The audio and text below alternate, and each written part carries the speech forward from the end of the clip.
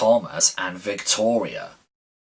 Dear friends, here are 4 new adventures from Thomas's branch line. In them, you will meet up again with several old friends, including, of course, Thomas himself. Oh, and here is a new friend for you, called Victoria. We all hope that you will like her as much as we do. The author, Christopher Audrey. Overloaded. Toby was worried. So many workmen were needed at the quarry that Henrietta wasn't able to carry them all. Bertie did his best to help, but he couldn't get closer than the quarry gate. "We need another coach to take the men inside," Toby complained. One morning, Bertie didn't feel well, and Henrietta was all on her own. More and more workmen climbed into her. "Help!" Henrietta exclaimed. "I shan't be able to move." "We can't either," grumbled the workman. "We're too squashed together." Henrietta had a balcony at each end, and soon even these were packed. She was fuller than ever before. Toby had a hard time starting. "Come on, come on, come on," Toby fussed impatiently, his wheels slipping on the damp rails. People in the street stared as the train struggled past. Toby rang his bell cheerfully. But Henrietta wasn't so happy. Suddenly, a car came out of the side street in front of them. Toby's driver put on the brakes at once. The train stopped quickly, and some of the workmen were pushed against the rail on Henrietta's front balcony. It bent, but luckily it didn't break. A policeman passing on his bicycle stopped and wrote something in his notebook. "Oh dear," Henrietta said to herself. "That means trouble, I think." She was right. The next day, an inspector came in to see the quarry manager. "There is a bylaw, sir," he said, "which says that passengers should not be carried on the end of balconies on railway carriages." "I'm sorry, Inspector," said the manager. "It doesn't usually happen, but the bus couldn't run today." "Please make sure that it doesn't happen again," said the inspector sternly. The quarry manager telephoned the Fat Controller to see if he can help. The Fat Controller wasn't hopeful, and the quarry manager went home for tea, shaking his head sadly.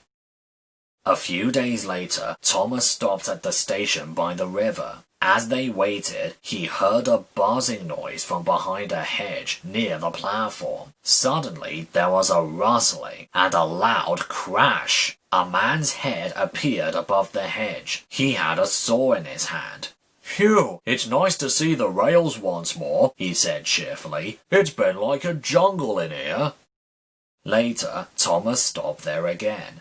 "Hello?" came a shaky voice. Thomas was puzzled, but his driver had heard it too. He looked over the hedge and saw a very old, very broken down railway coach. "What's your name?" asked the driver. "Victoria," replied the coach shyly. "Are you Thomas's driver?" But before he could answer, the guard's whistle blew, and they had to go. At the top station, Toby told Thomas about the workmen. "I really need another coach," he said sadly. "But we've just found one," said Thomas excitedly. "She's in an orchard near the river, and she is old and lonely." "She's got no wheels, and her roof leaks like a sieve," interrupted Thomas's driver. "Don't even think about it." But Thomas did think about it, and asked the Fat Controller. The Fat Controller listened, made some arrangements, then telephoned the quarry manager. "Good morning, Toby and Henrietta," the manager greeted them the next morning. "It's going to be all right," he went on. "The Fat Controller says not to worry about another coach, because he has something up his sleeve." Avalanche. The Fat Controller had left Boko in charge of the branch line, while Edward went to the works to be mended. Edward needed to be fit before the summer visitors came. After a week, he was growing bored. But then a newcomer arrived. She was a wooden coach, and Edward thought that there was something familiar about her. That evening, he heard a quiet, timid voice. Excuse me, it said. You're Edward, aren't you? That's right, he smiled. Haven't I seen you before? Perhaps, replied the coach. There were lots of us built for the Furnace Railway. That's your old line, said Thomas's driver. That's right, smiled Edward. What's your name? Victoria, said the coach. When I was too old to work, I was made into a summer house in the orchard. Now, a kind gentleman in a top hat says that I can be mended and work on the railway again. That would be the Fat Controller, said Edward. Did he say where you would work? There would be plenty for you to do on my line, continued Edward hopefully. Victoria hesitated. I think the Fat Controller knew, she said, but he didn't say. Where did you work in the old days? Asked Edward. My friend Helena and I worked on a branch line to a station called Lakeside, Victoria said. There was a big lake with steamers on it. Windermere, it was called. Albert was our engine. He was old but very gentlemanly and polite. She broke off chuckling.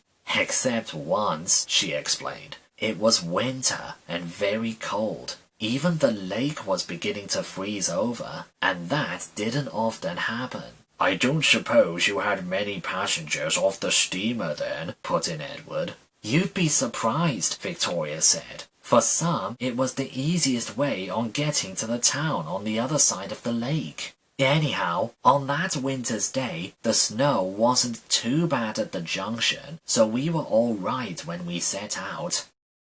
As we got near the hills, the snow got thicker. We reached a place called Harforthwaite, where there were 2 tunnels, one at each end of the station. Albert didn't care about a bit of snow. Silly, soft stuff, he called it. Thomas used to call it that too, smiled Edward. The steamer was late that day. Ice in the water, they said, and that made us late too. Albert was hurrying, because when people got off the steamer, they had to catch other trains at the junction. Victoria paused. She chuckled to herself before she went on. Albert has been boasting about how good he was with the snow. Well, we soon got back to Harforthwaite, and Albert stopped with his buffers at the mouth of the tunnel. The guard's whistle sounded. Albert didn't waste any time. He set off with a tremendous blast of steam, but the steam blew an enormous lump of snow off the tunnel mouth. It poured down and landed, whoomph, on his cab. Albert's driver quickly put on the brakes. The train stopped, and then a lot more snow came down on Helena and me. She was almost completely buried, and half of me was too. Albert couldn't move an inch. He wanted to, but he didn't dare in case he brought down some more snow. The passengers weren't hurt, but it was the next morning before the men dug us out. I had never been so cold. Albert never boasted about snow again, though. I wonder why, chuckled Edward. Eels on Wheels. The work needed to make Victoria as good as new took a long time. Summer came with a long, hot, dry spell and no rain. The sun shone from a clear blue sky, and the engines grew hotter and hotter. Sometimes Daisy noticed creatures coiled up beside the railway, enjoying the sunshine. Unusually, they took no notice when she passed, but now and then they would slither away to hide beneath the dry grass. How do they move? Wondered Daisy. They've got no legs. Neither have you, laughed the driver, but you manage all right. They are grass snakes, and they move by wiggling their bodies. How clever, thought Daisy, and she told Thomas and Percy about it. Percy shuddered. I don't like the sound of that, he said. I hope they don't come near me. They won't, his driver reassured them. They are harmless, and they are much more frightened of you than you are of them. I'm not scared, Percy, said Daisy scornfully. You're not frightened of a few harmless wriggly things, surely? Percy wasn't comforted. Ugh, he said. Just the thought of it makes me shiver. Daisy thought he was being very silly. One afternoon, she brought some boxes up from the junction. The men handled them carefully. It's a special delivery, explained Daisy's driver. What's so special about it? Asked Daisy. It contains live eels, her driver said. Sort of water snakes. They are for a special menu in the restaurant down the high street. Very carefully, the porter stacked the boxes on the platform.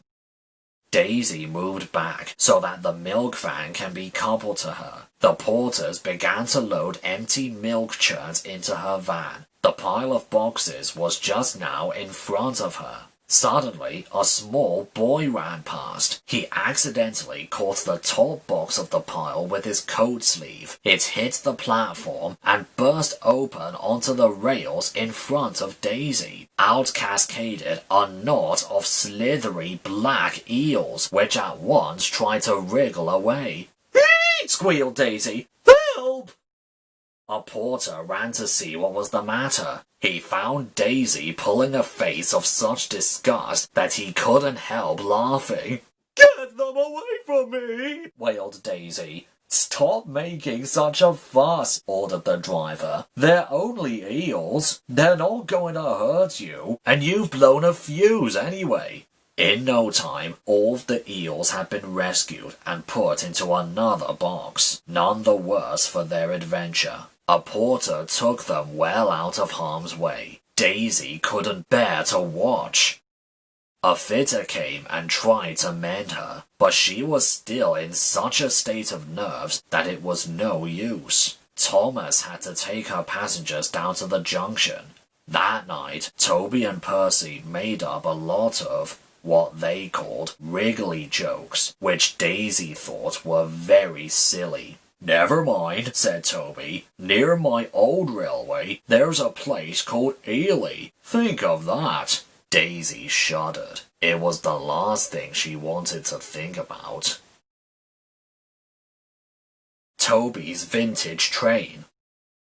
At last, Victoria was ready. The Fat Controller came to see her. "I want you to go to Thomas's junction with Edward," he said. "Thomas will take you to meet Toby and Henrietta, and I want you to work with them." Victoria's wheels hummed happily on the rails. "It's wonderful to be running again," she thought. Edward introduced her to Boko at his own station, and they soon reached Thomas's junction. Thomas and the Fat Controller were waiting for them. Thomas's driver was amazed at the change in Victoria. "I hope you feel better," the Fat Controller said to her. "You certainly look better than when we first saw you." "I feel wonderful. Thank you, sir," smiled Victoria. Victoria was coupled behind Annie and Clarabelle, and they set off up the valley. At the station by the river, an inspector met them. "Terence is in trouble," he said. "I'll ride in your cab, Thomas, but go carefully until we know what has happened." A little way along the line, Terence's owner was building a barn. The lane to the barn ran along the top of a cutting just outside the tunnel. That afternoon, Terence had been pulling a trailer loaded with stones for the barn when a boulder had fallen into the lane from the verge. Terence swerved towards the edge of the cutting to avoid the boulder, and, of course, the trailer followed. Suddenly, the trailer's wheels hit a muddy patch and slipped sideways towards the railway.